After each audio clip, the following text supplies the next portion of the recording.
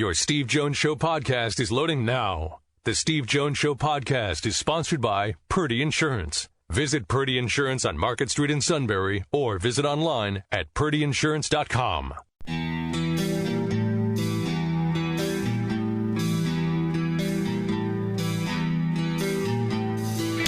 Sports talk where your voice counts. This is the Steve Jones Show on News Radio 1070 WKOK. Now from the Sunbury Motor Studio, here's Steve Jones. All right, today's show brought to you by Purdy Insurance, Market Street in Sunbury. Go to purdyinsurance.com. Auto, home, life business, they're the best in the business at making sure you are completely insured. And not only that, they will make sure it is all at the best possible price. And you want to deal with the best in the business. That's how many times you heard me say that in this show. You want to be around the best in the business. That's why we switched out the first host for Matt. Oh, sorry. That's a different topic. You want to be associated with the best in the business. And Purdy Insurance, we're proud to have an association with them because I think they're the best in the business. And happy holidays from us to them. And I know they want to wish all of their clients, customers, and the entire Valley happy holidays. In a year, by the way, where we still play the Purdy Memorial Golf Tournament, and they raise significant coin to help the Greater Susquehanna Valley YMCA. Remember last week we were talking about bowls, and it was talked about the Guaranteed Rate Bowl and the Duke's Mayo Bowl. The Guaranteed Rate Bowl is supposed to be Saturday, and I brought up the point sooner rather than later. Penn State, of course, opted out on Saturday night. Today, the Guaranteed Rate Bowl was canceled. Now, it should be pointed out that the Guaranteed Rate Bowl, so you know, was not going to allow any fans. Now, if you're sitting there in your room, and that's one of your possibilities that you could go to, and they're not going to allow fans. If you're a player, you're looking around saying, so you want us to go to Phoenix, play in the stadium, and my parents can't be there? You know, again, the Steelers are going to play their 11th consecutive week tonight. And remember, this has been about how often have you heard about, hey, they got to play this the 11th straight week. They got to play 13 weeks. Okay, that's been brought up a lot. That's for pros. Penn State would have been playing in its 10th consecutive week. Like I said, being around them Wednesday, and like I said, I was in the building for about 4 hours on Wednesday doing the letter of intent day work. Gave me a perspective of how wearing this all has been for them. You know, it's grab-and-go meals. It's Zoom meetings. It's, finally you can do some in-person meetings. Yeah, you practice. It's doing classes on Zoom, finals on Zoom. Right? I have one player say to me, I'm not going to mention the name of the player, but he said to me on Wednesday, he says, "Oh, Steve, I'm so ready to be done with school and how we had to do it this year."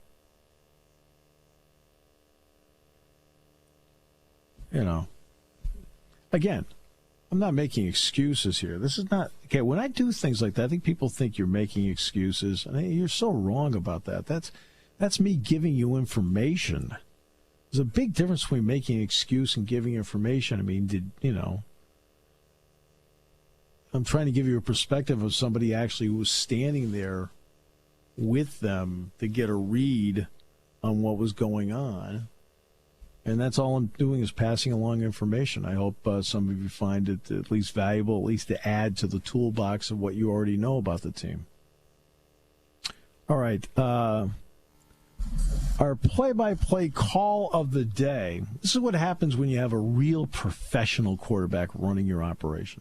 Sprint out action to the left by Mahomes. Holds it in his right hand. Fires it late for the end zone. In the back of the end zone. Hardman with the catch. Does he have it? They haven't ruled it. Yes, they do. Touchdown! Kansas City. This time the Jet takes a small plane.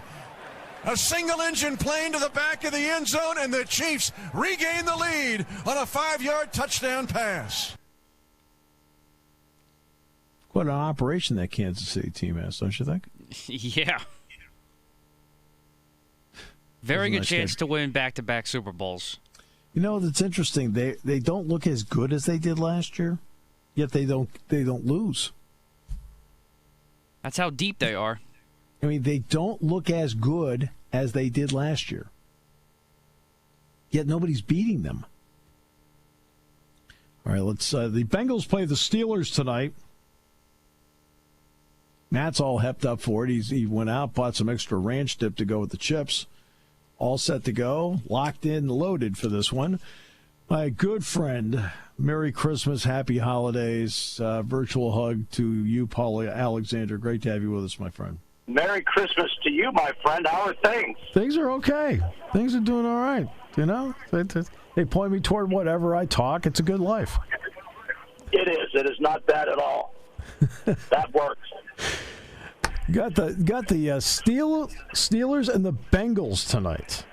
All right. So as you have looked at this Steeler team offensively, because you and I both know the secondary is fine for obvious reasons. Okay. Yeah. But when you look at the offensively, why? Two things. Why can't they run the ball, which they were pretty good at last year? And why can't Ben get the ball downfield? It's a matter of choice, actually. I always go back this weekend, a lot of conversation about this. Go back to that Tennessee Titans game. The first two drives that the Steelers had, they were surgical, they were mixed, they were balanced.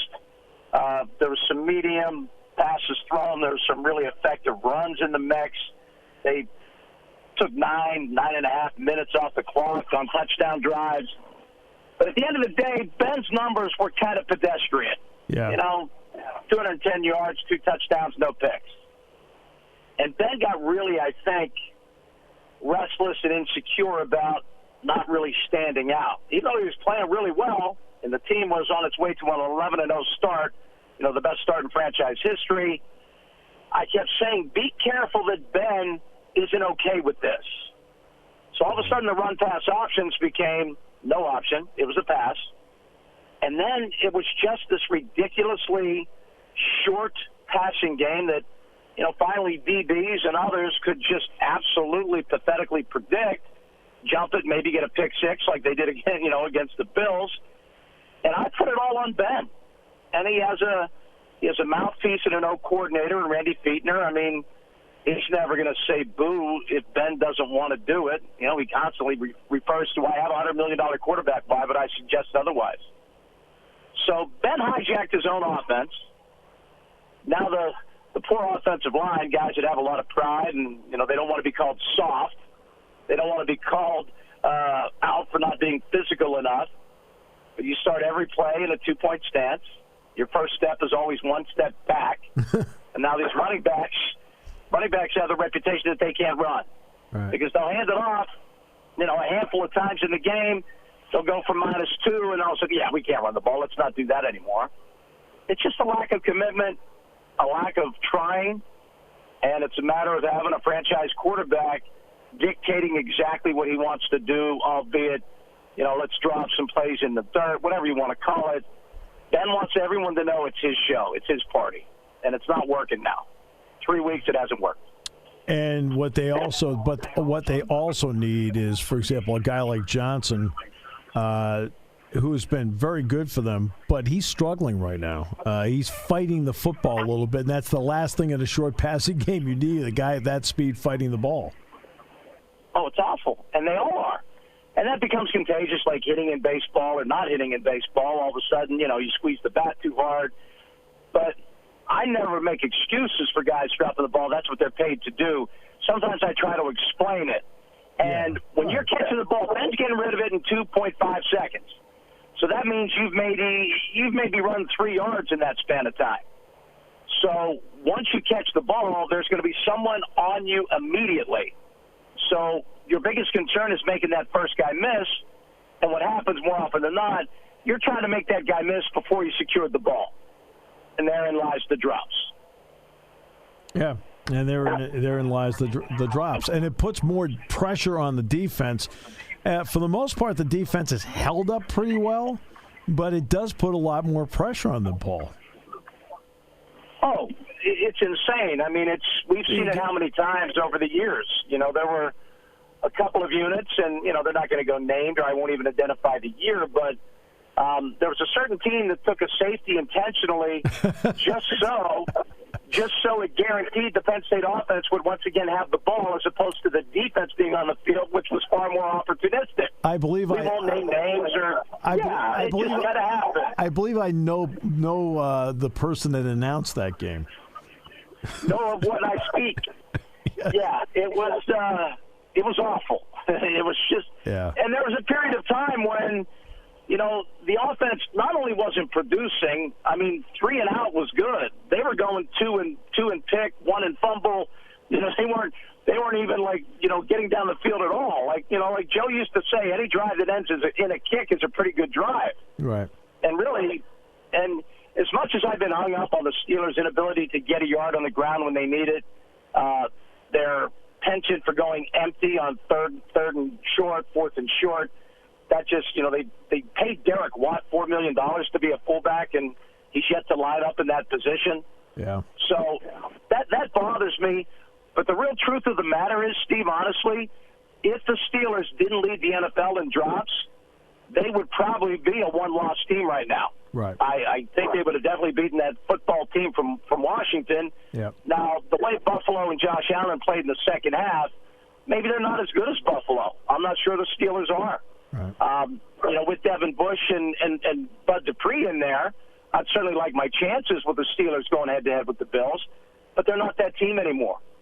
So the offense was supposed to pick up the slack. They supposedly have a real good receiving core. They have a great pass-catching tight end. Oh, but what does he do? He drops the ball. The next guy he blocks this year will be the first. Yeah. So Eric Ebron, you're starting to wonder, he's a pretty young guy. Why has he been on 3 teams in, 7 years? Well, he doesn't play well, and then he runs his mouth. That doesn't go well. I mean, that's exactly why you don't want him around. Right. Well, exactly. That's a big reason why you don't want him around. I never thought I would say this about 6 weeks ago, but a win over the Bengals is something they really need right now just to get themselves some semblance of feeling back. Yeah, this, as far as timing goes, and I will give the Steelers a bit of a pass for the ridiculousness of the scheduling of the Ravens game. They end up playing at a 3:40 Wednesday afternoon game in an empty stadium. Right. David DeCastro at one point looked up and just said, "What are we doing here? Like, right. what is this?" And then they played at 5 o'clock on a Monday. So while they've done the 3 games in 12 days, really when you play a Sunday game in the NFL, you're more than likely going to have 3 games in 12 days. That's just kind of the way it breaks down. But never like this. I mean, never with the strange circumstances that they had. So they were out of sorts. And I think they allowed a lot of the naysayers, the Colin Cowherds of the world, taking shots at an undefeated team. I don't think they handled it very well. I think they were like they were kind of sad and mad. We won all our games. How come you don't like us? They didn't handle it nearly as well as I would have liked, and they were trending in the wrong direction. And one thing I do know is Washington has a very good defense. Yes, they're not a very good football team, but I really like their defense. And they showed up and played, and they won the next week. So that really wasn't as bad as it appeared. Again, losing to Buffalo, there's no shame in that. Josh Allen right now, top 3 or 4 quarterback in the league with an upside that's frightening. Buffalo has a chance, like Kansas City does, to maybe dominate a division for a while. I mean, Miami might have a little something to say about that, but that's going to take them a couple years. Right now, both Buffalo and Kansas City are in a situation where they can be New England-like in their own division for a while. Right. So tonight, is this a case of in the first quarter and a half we're going to find out whether it's the last 2 weeks or whether they've got control of the situation? If it were anyone other than the Bengals, I would say yes. But I honestly think they can go out and just destroy this team, and I'm not sure we'll know any different than we did prior to the game. They're that bad. Cincinnati's really that bad. Well, you have to give them credit. You have to give them credit to be that bad. Well, I mean, you take away Burrow, you take away Mixon. Yeah. What little they had is gone. So I don't know what you glean, but I know this. If the Steelers don't dominate and really take care of business very professionally tonight, if they're not riding those escalators, midway through the fourth quarter, and that famous Cincinnati Bengal, fan isn't crying by halftime, they're in trouble. They're in trouble. Never in trouble on this show when you join me. Merry Christmas, my friend, as always. Hey, Merry Christmas to you and your big, huge, amazing family. Tell everyone I said hello up there, and hopefully I can get up there sooner rather than later. And when you do, you better call me when you do, because I got to see you, pal. Will do.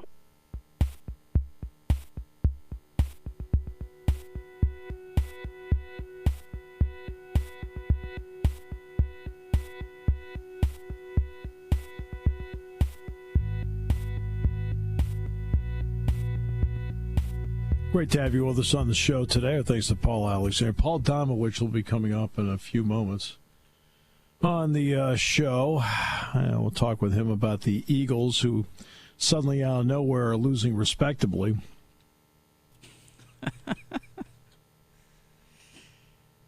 That was a wild one yesterday. Actually, that was actually a really good game yesterday. Game of the day, in my opinion. The what? I'm sorry? The game of the day, in my opinion. Yeah, it was one of them. Yeah, it was one of them. No question. Do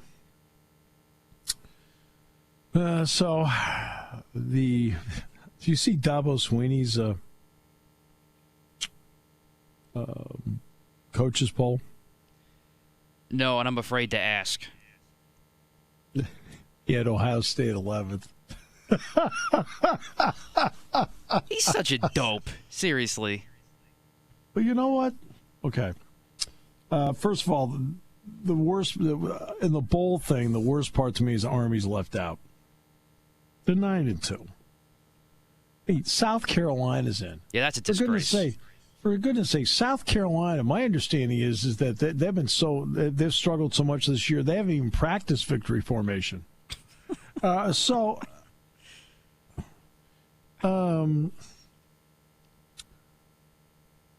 here's the perception of Ohio State is an issue. Okay, this is an issue. When you play only 6 games and everybody else has been out there putting it on the line, putting it on the line.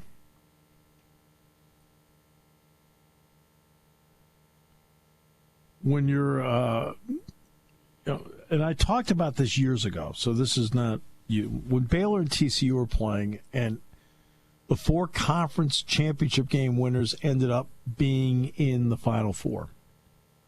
And Ohio State went from 6th to 4th, and TCU went from 3rd to 5th, and Baylor fell back to 6th.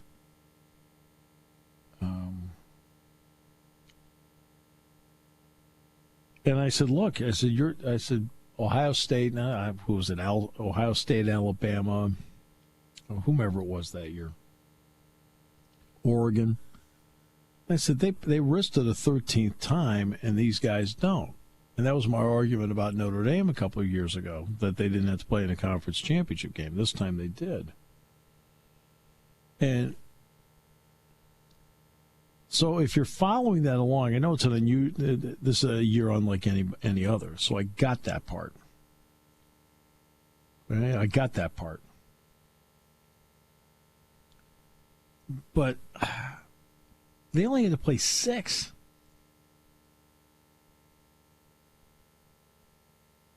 And everybody else is playing 11.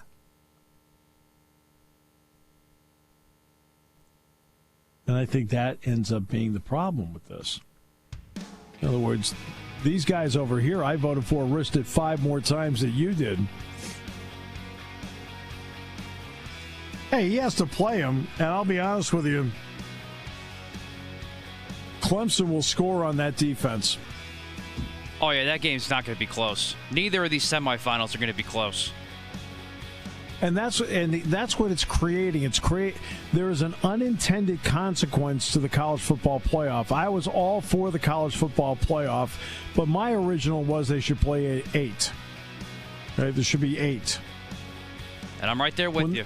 When they said 4, I accepted it because 4 was better than 2, which was better than none.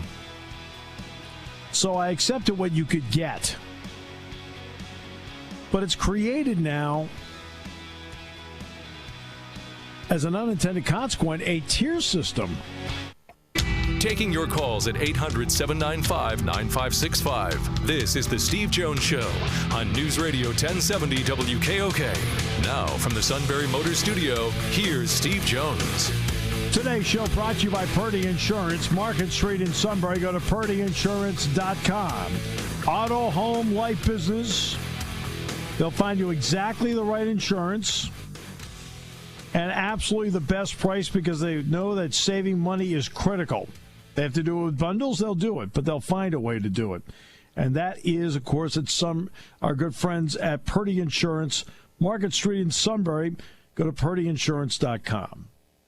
And we're in the Sunbury Motors studio, Sunbury Motors, 4th Street in Sunbury. Sunbury Motors, Kia, routes 11 and 15 in Hummel's Wharf. The bowl season, by the way, officially underway. The Myrtle Beach Bowl at the half, it is 35-14. Appalachian State leading North Texas. North Texas couldn't defend our staff meeting. All right, let's get to Paul Domowitch, Philadelphia Inquirer. Paul, welcome. Great to have you with us. Happy holidays to you and yours. You too, Steve. All right. So with the level of respectability they're out there, and the Eagles are certainly playing better, but I want to get to Howie Roseman. What is behind the decision to stick with him moving forward to craft this roster? Jeff Lurie just has no interest in getting rid of him right now. I don't think it's ever been on the table. The coaching situation is, but not Howie. He's safe, for better or worse. How interesting did you find that the coaching situation would be on the table, but not the talent assembler? Well, I know the relationship between Howie and Jeff, so not very surprised. Depending on how you look at his drafts, you could find some positives. I don't think I don't think he wants to fire Doug either. But there have been points in this season when, it seemed like something had to be done. Somebody was responsible for this. And, so I think they started considering their options as far as the coaching situation. But finding a new personnel guy is not on the table right now. All right, so let's get to the Jalen Hurts part of it. It's taken in the second round. Paul, I'll be frank with you. It's not like I don't think Jalen Hurts is talented, and it's not like I don't think he's a good guy. It doesn't really that part doesn't matter. But I didn't think that on this level he could cut it at this position. Yet it's only 2 weeks, so it's a small sample size. I'm not right about that. What have you thought about Jalen Hurts? He showed a lot of poise in his 2 starts. There are passes, including Sunday, that, I'm sure he'd like to have back. Some high throws he made. The safety was a bad decision by him. But he's a very level kid as far as his playing poise. He doesn't get too high, doesn't get too low. He's avoided big mistakes. No one's ever questioned that he could run with the ball. He's he's added that dimension to the offense that they didn't really have with Carson, because Carson's not interested in really running zone reads a whole lot, and I've been impressed by him. But again, we're 2 games in, so they're going to have the sample size of the rest of this season, and then I don't know where they go from here. You saw the reports yesterday that that Carson's not happy, and his people are starting to make noises about him wanting to be traded. I think their ideal way to handle this was to try and fix Carson during the off season and then see where they go from there. That he's going to make the decision of whether that's possible or not. Do you think that the insertion of Jalen Hurts, because of the style of player he is, he's also a rookie, has that done something to reignite the creativity in Doug Pederson? I think a little bit, yeah. I think any coach likes the whole Saturday afternoon angle of his kind of quarterback and what you can do. You saw yesterday a lot of the misdirection that we haven't seen in that offense this year. Some of it worked, some of it didn't. I think he likes that. That doesn't mean I don't think he wishes Carson Wentz had played better and was still his quarterback. I think he likes that. He likes you can be a little bit more imaginative with that kind of quarterback, as long as you can keep a quarterback like that healthy. I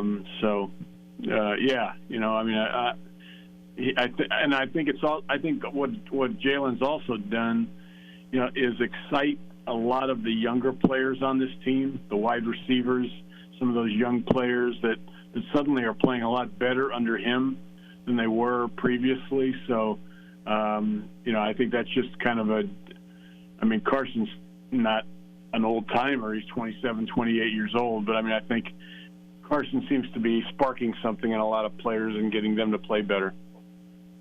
All right. I know there's under the category there's only one ball, but is Miles Sanders getting enough touches? No. I've thought for a while here that he certainly, they came into the season telling us that he could be a workhorse back, and then he wasn't. They never really made a commitment to the run. Their run play percentage this season is as low as it's been under Doug. I realize a lot of that's had to do with falling behind. But they just were not. He's had one 20-carry game the entire season. So I think he needs. Even yesterday, he had I want to say 4 or 5 carries in the second half. So he needs to carry the ball more, and they want him to be more. They want. Last year he was an important part of the passing game. He had 50 catches on I want to say 63 targets. Averaged like 10 yards a catch, had more 30-plus yard completions than I think the only running back in the league that had more was Austin Eckler from the Chargers. So they like that part of him. That hasn't happened this year for a lot of reasons. The offensive line all the changes there kind of screwed up their whole screen game and made that ineffective, which is an important part of how you use Miles. And then he suddenly started dropping passes. He leads all running backs in drops in the NFL this year. So that's going forward, they want that to change. You saw a little bit of that yesterday. They used him on screens that were effective. But getting back to your question, Steve, they need to increase his touches both in the passing game and the run game, because he's just one of their best players.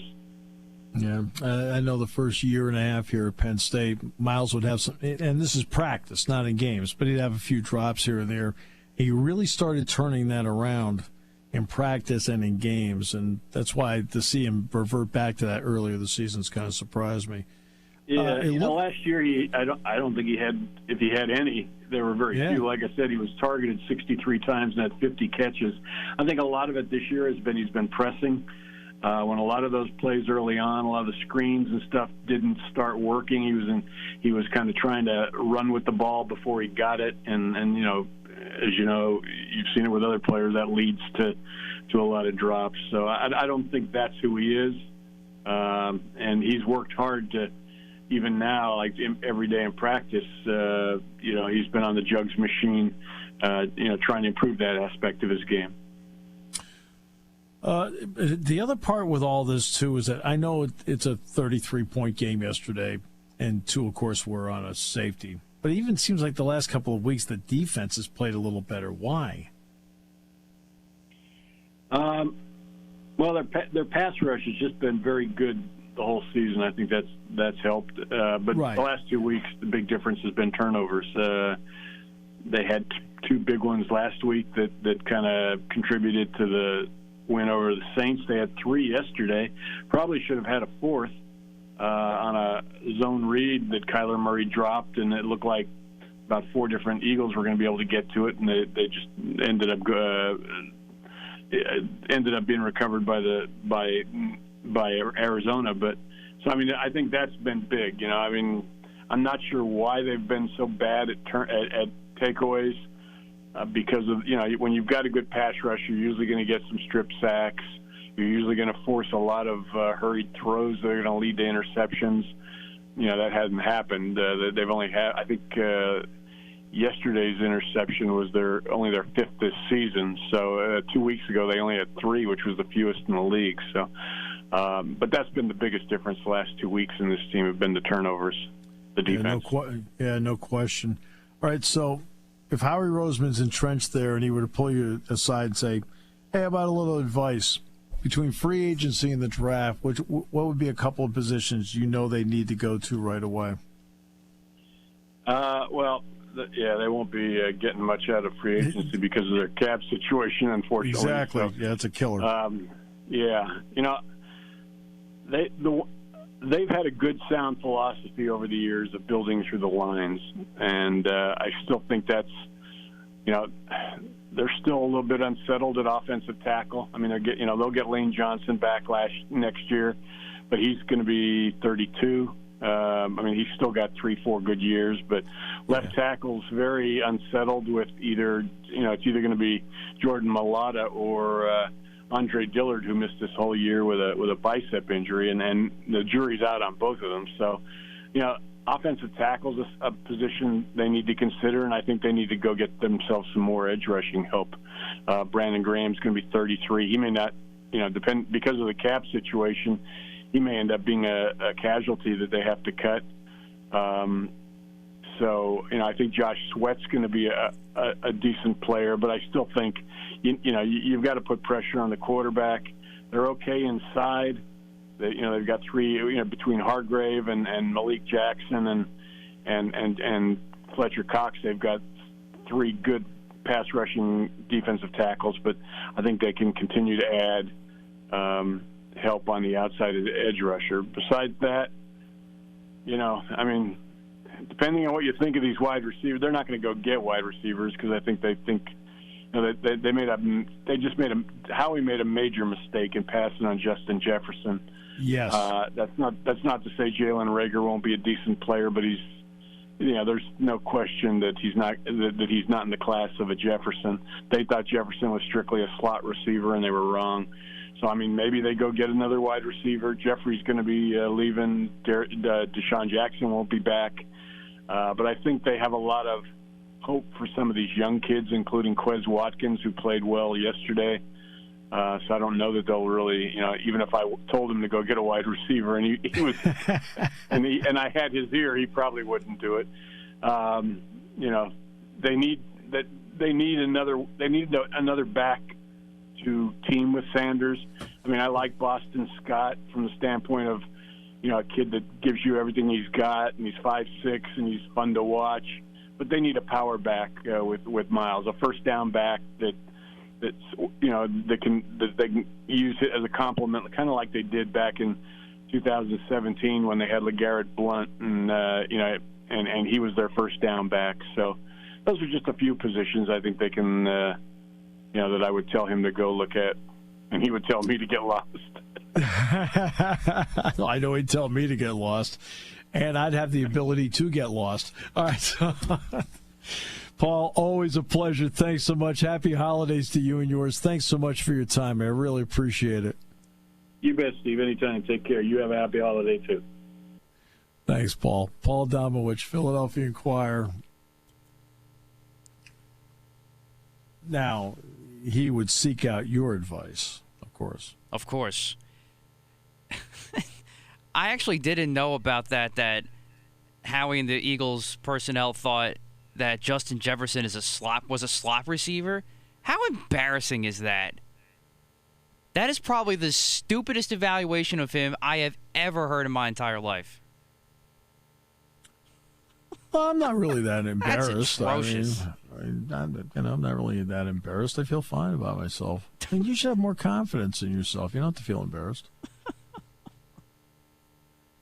And the other thing I don't understand, too, Steve, while Domo's right with all the positions he just mentioned, Eagles need a linebacker. Yeah, Desperately. but Paul's right. You've got to start in the trenches. I agree. You've got to start on the offensive line. You have to.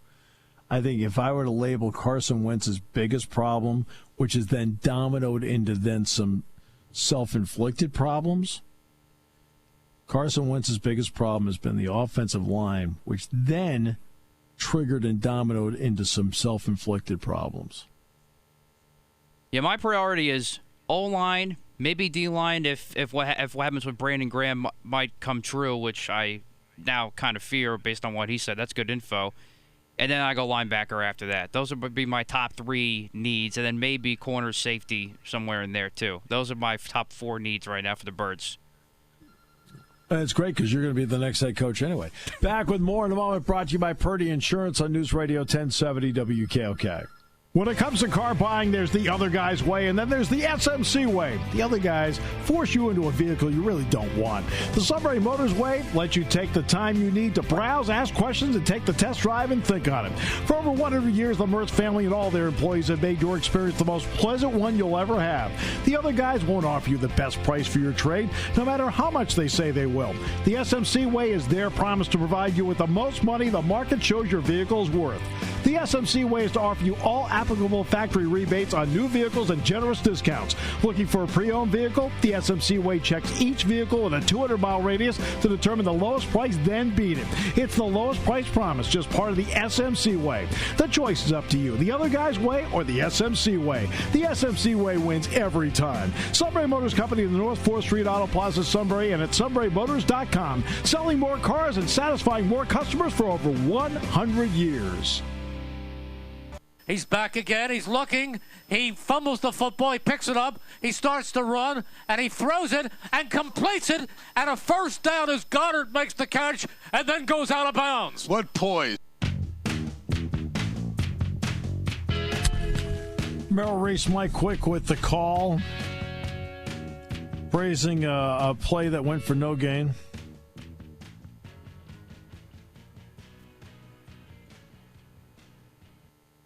That was a first down throw. I'm just kidding. That was a joke. Okay, it's a Jalen Hurts joke. You lost. Okay, you didn't win. Okay, it was a joke. It was one of those take a shot at Matt jokes. Okay? All right. I see Kevin Green passed away. Jeez, how about that? The Steelers play the Bengals tonight. Tennessee has opted out of the Liberty Bowl because they have COVID with players and coaches and staff. Army holding on 4. West Virginia's in the Liberty Bowl. I'm just telling you, Army holding on 4. Put them in a bowl game. It's the Liberty Bowl. It's perfect. Liberty Bowl, Army, Liberty, Army. Huh?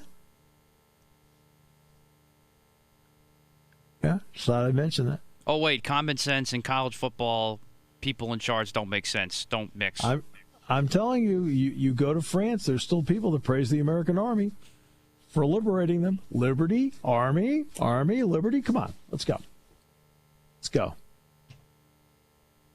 Now, North Texas scored another touchdown. Are they back in it here? It was 35-14. Maybe it's 35-20 now. Well, threw a touchdown pass down the middle. Appalachian State defended it like, it's 35-20, so an extra point coming up in the third quarter. About 6 minutes ago in the third quarter down in Brooks Stadium in Myrtle Beach. It's the Myrtle Beach Bowl. And not only that, the field is teal. So Eastern Washington has a red field. Boise has a blue field. Myrtle, Coastal Carolina, has a teal field. And Eastern Michigan has the dreaded gray field. Now, I've been to Eastern Michigan Stadium. I actually saw Wyoming play Eastern Michigan there a couple of years ago. It's when I first saw Josh Allen play in person. And the gray field in person is atrocious. And I asked somebody there, I said, why gray? And said ESPN told us they would put us on national TV if we had a gray field, so we did it. That's where they failed, following ESPN's advice. I mean, the TV guys. Oh, boy. They thought it would look nice on TV. I don't know. I mean, now, Eastern Washington with the red field is jolting. Ever seen that? When they play in the FCS playoffs? That's a jolting look, the red field. But it takes you a little bit to get used to it. It makes you root for them not to advance and host the next round. Fresno State's got the red field too still, right? Oh, do they? Okay. I thought so. Okay. I never even got around to the play of Charlie Woods. You see that yesterday? I did not. Tiger Woods' son, both wearing the red shirt. They didn't win it. But, man, I'll tell you right now, that young man has himself a sweet swing. And then he rolls in a putt and he fist pumps it like Dad. They're the jeans. Like, holy mackerel. He's got a nice swing. Kind of reminds me of Wetzel. I'm sure he'll take that compliment. It is Christmas week, people. Somehow enjoy.